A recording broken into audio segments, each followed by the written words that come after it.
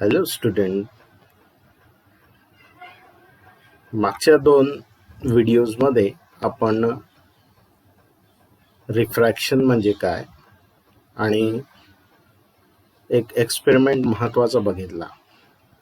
आणि लास्टली एक क्वेश्चन होता की मीडियममध्ये स्पीड सारखी राहते का?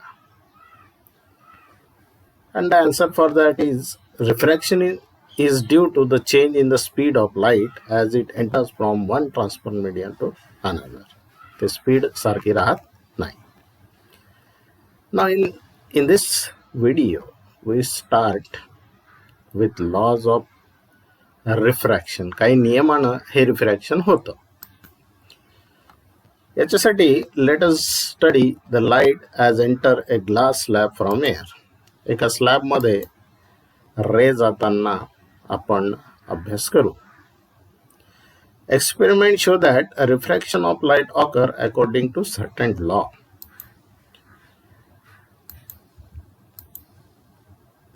Here AN is incident ray and NB is refracted ray. The following are the laws of refraction of light. Which one? Number 1, incident ray AN and refracted ray NB at the point of incident N are on the opposite side. Opposite म्हणजे एका बाजूला opposite side of the normal CD. This is a perpendicular at N. So here incident ray is on the left and the refracted ray is on the right. So this is the first law. The 3 rays. आता observe this figure. Incident ray 3-dimensionally दाखवलं आहे. A refracted ray and the normal are in the same plane.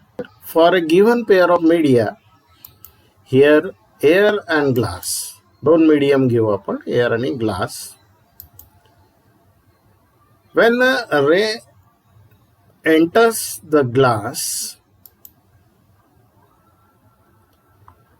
we have a normal at the point of incident and angle of incident and angle of reflection. We have to find the ratio of sine of this angle I. आता हे तुम्ही trigonometry मध्ये 9वीत आणि आता यावर्षी 10वीत सुद्धा शिकणार आहात. अपोजिट साइड आयच्या अपोजिट आणि राईटच्या समोरचे हायपोटेन्यूज. ॲक्च्युअली हे आपण एक्सपेरिमेंट जर केला तर मेजर करतो रुलरनं आणि याच्या व्हॅल्यूज आपण साइन आय साठी लिहितो. अपोजिट साइड आपण हायपोटेन्यूज स्केलनं मोजायचं जर एक्सपेरिमेंट करत असू आणि हायपोटेन्यूज स्केलनं मोजायचा इथून इथपर्यंत आणि साइन आयची व्हॅल्यू लिहायची. This is one of the experimental method. नाव स्टँडर्ड व्हॅल्यू आहे आय, म्हणजे आयच्या जर स्टँडर्ड व्हॅल्यू घेतल्या 60, 45, 30 तर याचे आपल्याला सरळ साइन 60, साइन 30, साइन 45 याच्या सरळ व्हॅल्यू मिळतात. आता पुढं जेव्हा तुम्ही दुसरे व्हॅल्यूज असतील आयच्या, समजा 42 तर साइन ऑफ 42, आता हे आपण 11वी वगैरे मध्ये आपण लॉग टेबलच्या साह्यानं आपण काढू शकतो. So we get this value sine I. आता होतं कसं की आपल्याला ह्या व्हॅल्यूज काय आहे माहीतच नाही राहत. Actually these are the constant values. Particular अँगलसाठी साइन रेशो जो आहे तो एक संख्या असते, कॉन्स्टंट असते. आता the ratio of sine I to sine R. आता जसं आपण इथं आपण साइन आय काढला तर या बाजूनं साइन आर काढू शकतो. तर ह्या दोनही नंबरचा जर भागाकार केला, रेशो घेतला तर दॅट इज कॉन्स्टंट. म्हणजे एक तो फिक्स नंबर त्या 2 मीडियमसाठी राहील. These are the 2 laws. आता आपण रिफ्रॅक्टिव्ह इंडेक्स म्हणजे काय हे अभ्यासू. Let us study the refractive index. You have studied that a ray of light that travel from one transfer medium into another will change its direction in the second medium. याला आपण refraction असं म्हटलं. The extent of bending म्हणजे तो जो वाकतो is express in terms of the refractive index. किती वाकतो त्याचा रिलेटेड एक फिगर आहे, तो कॉन्स्टंट आहे, जो आपण स्नेल्स लॉ मध्ये किंवा आता जो आपण sine i by sine r बघितला तर त्याच्यामध्ये जो कॉन्स्टंट आहे तो आकडा दाखवतो. That is extent of bending, किती वाकणार आहे. तर इथं for a given media the ratio of sine I to sine r हा जर रेशो घेतला इज कॉन्स्टंट, हे आपल्याला माहित आहे. आता हा जो लॉ आहे याला आपण स्नेल्स लॉ ऑफ रिफ्रॅक्शन असं म्हणतो, बरोबर. तर हे लक्षात ठेवा आणि यालाच आपण रिफ्रॅक्टिव्ह इंडेक्स असं या कॉन्स्टंटला म्हणतो. आता sine i by sine r is constant, that is n is called a refractive index. When light enters from one medium to second medium, आता बघा दोन मीडियम आहे, एक आहे एअर आणि दुसरा फर्स्ट मीडियम. एअर जर घेतला, दुसरा मीडियम घेतला ग्लास, आणि इथं पॉइंट ऑफ इन्सिडेंट वर एक नॉर्मल टाकला, हे सेकंड. आता इथं आपण हा जो रिफ्रॅक्टिव्ह इंडेक्स यांना दाखवलेला आहे हा आपण लिहितो 2n1, 2 पहिले n1 is equal to sine i by sine R. आता याचं वाचन कसं करायचं? How will read refractive index of second medium with respect to first medium.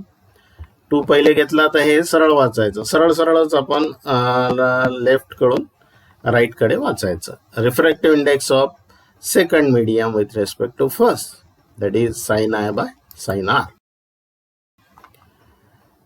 A ray incident along the normal, सरळ सरळ जर परपेंडिक्युलर जात असेल लाईट, हा डेन्सर मीडियम फर्स्ट आणि हा सेकंड, सरळ जर कुठलाही अँगल म्हणजे राईट म्हणजे 90 मध्ये जर एंट्री करत असेल, याचा अर्थ आय ची किंमत 0 आहे, अँगल ऑफ इन्सिडेंट 0 आहे, अशा वेळी तो सरळ निघून जाईल विदाउट डेव्हिएशन, म्हणजे आर ची किंमत सुद्धा 0 राहील. So goes forward in the same direction without deviation, r is equal to 0, म्हणजे इथं कुठंही डिफ्लेक्ट होणार नाही. आता थोडंसं मोर डिटेलमध्ये जरा बघू आपण. The change in the direction of a ray, तुम्हाला माहित आहे की एका मीडियममधून दुसऱ्या मीडियममध्ये गेला की डायरेक्शन चेंज होते. आता त्याचं एक्सटेंट ऑफ चेंजिंग जे आहे, आता इथं बघा, हा समजा एक मीडियम आहे, हा दुसरा मीडियम आहे, आय ची किंमत 60 आहे आणि आर ची किंमत 40.6 एवढी आहे, आणि हे वॉटरमधली केस आहे. आता हे ग्लासमधली केस जर घेतली तर इथं आय जर 60 घेतला तर याचं जे बेंडिंग आहे आणि इथं जे बेंडिंग आहे ते, तर तुम्हाला काय दिसतं की while entering different media is different. बघा, it is deviation of light related to the refractive index of that material. आता हे जे डिफ्लेक्शन आहे हे रिलेटेड आहे त्या मटेरियलच्या रिफ्रॅक्टिव्ह इंडेक्सवर, म्हणजे वॉटरच्या रिफ्रॅक्टिव्ह इंडेक्सवर, ग्लासच्या रिफ्रॅक्टिव्ह इंडेक्सवर. आता रिफ्रॅक्टिव्ह इंडेक्स ऑफ वॉटर जर घेतलं तर 1.33 आणि रिफ्रॅक्टिव्ह इंडेक्स ऑफ ग्लास जर घेतलं तर 1.52 आहे. आता इथं बघा बेंडिंग कशी झाली, लेस झाली, कारण हा अँगल जास्त आहे, म्हणजे या इथून इकडे हा अँगल जास्त आहे, म्हणजे बेंडिंग हे कशी झाली, कमी झालेली आहे. त्यामुळं स्मॉलर द रिफ्रॅक्टिव्ह इंडेक्स, म्हणजे लेस बेंड झाला तर रिफ्रॅक्टिव्ह इंडेक्स लेस राहील. आता इथं हा अँगल म्हणून मोर बेंड झालेला आहे, so greater the refractive index. तर इथं आपण लक्षात ठेवू सिम्पली की greater the refractive index, more is the bending, smaller is the refractive index, less is the bending. So remember this point. The values of refractive index is different for different media. म्हणजे air साठी वेगळा आहे आणि glass साठी सुद्धा वेगळा आहे, हे आताच आपण बघितलं. for different media. And also refractive index is different for a light of different color for the same media. आता मीडिया जर सारखाच असेल, ग्लास जर घेतला तर तुम्हाला माहित आहे की व्हाईट लाईट हा 7 कलर मिळून तयार झालेला आहे. तर याच्यातले जे काही कलर्स आहेत, फॉर एक्झाम्पल रेड कलरसाठी आपण बघू रिफ्रॅक्टिव्ह इंडेक्स किती येतो. The red light bend list. तर हे सुद्धा एक वाक्य आपल्याला लक्षात ठेवावं लागेल की रेड हा लिस्ट बेंड होतो आणि म्हणून the refractive index of red light is 1.513. नाव आता आपण दुसऱ्या लाईट सोबत कम्पेअर करू. तर इथं व्हाईट लाईट बघा, व्हायलेट बघा, तर तुम्हाला दिसेल the refractive index of the violet light is 1.53, म्हणजे हा जास्त आहे. मग इथं काय दिसतं, व्हाईल द व्हायोलेट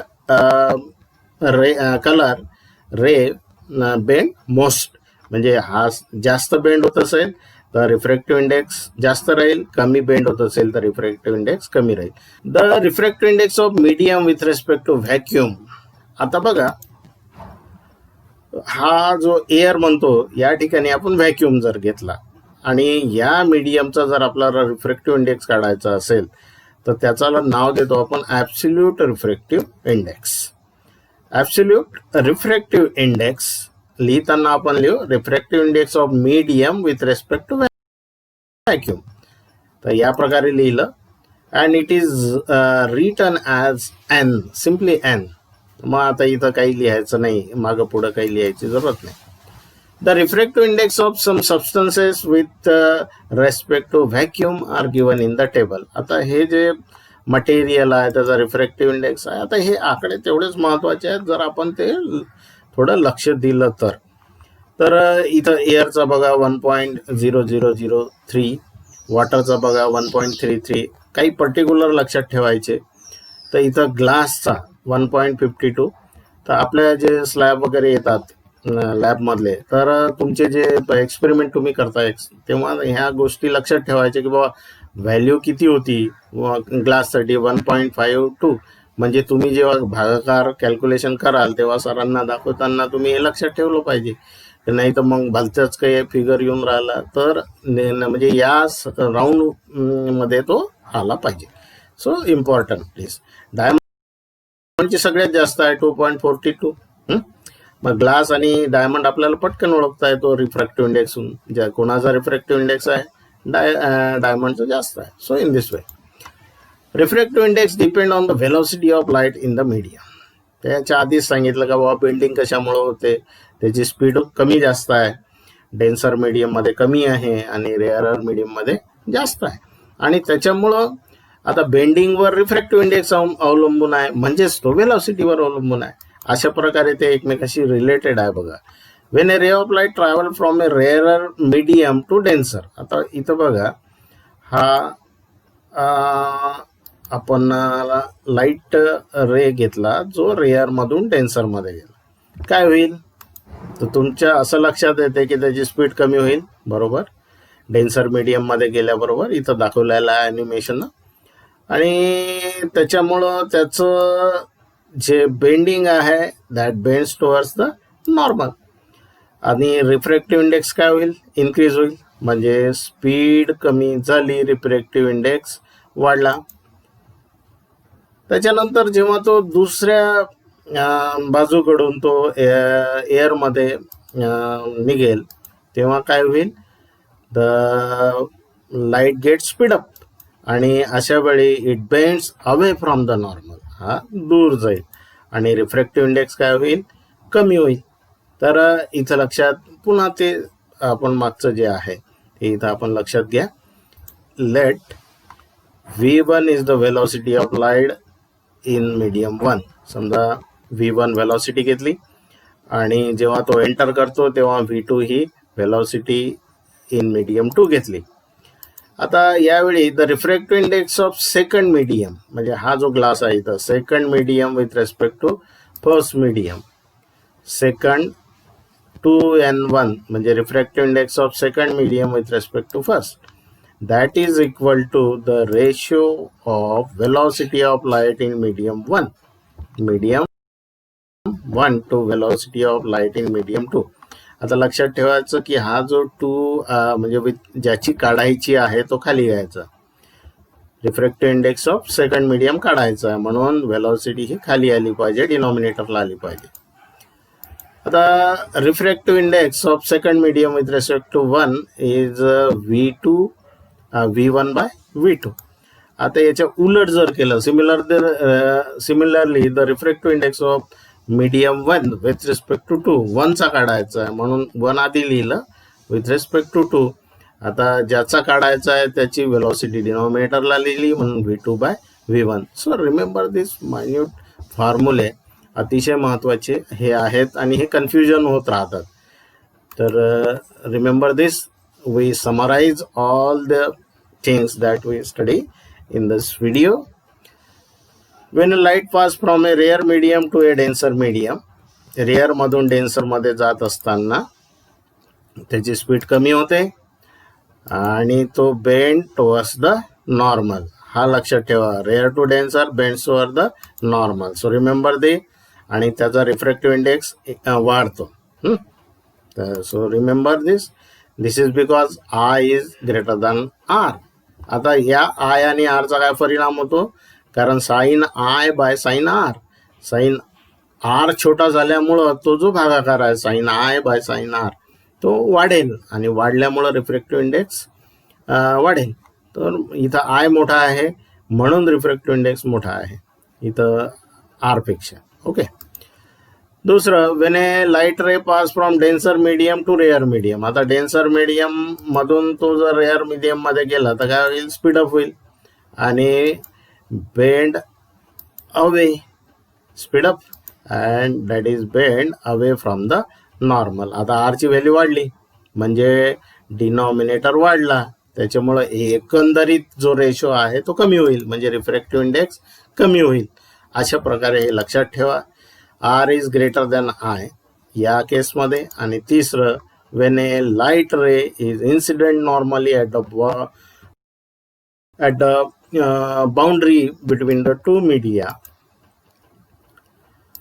नॉर्मली जर असेल तर आय आणि आरच्या दोन्हीच्या व्हॅल्यू कशा राहतील, 0 राहतील आणि it does not changes it direction and hence does not get refracted. इथं रिफ्रॅक्शन होणार नाही.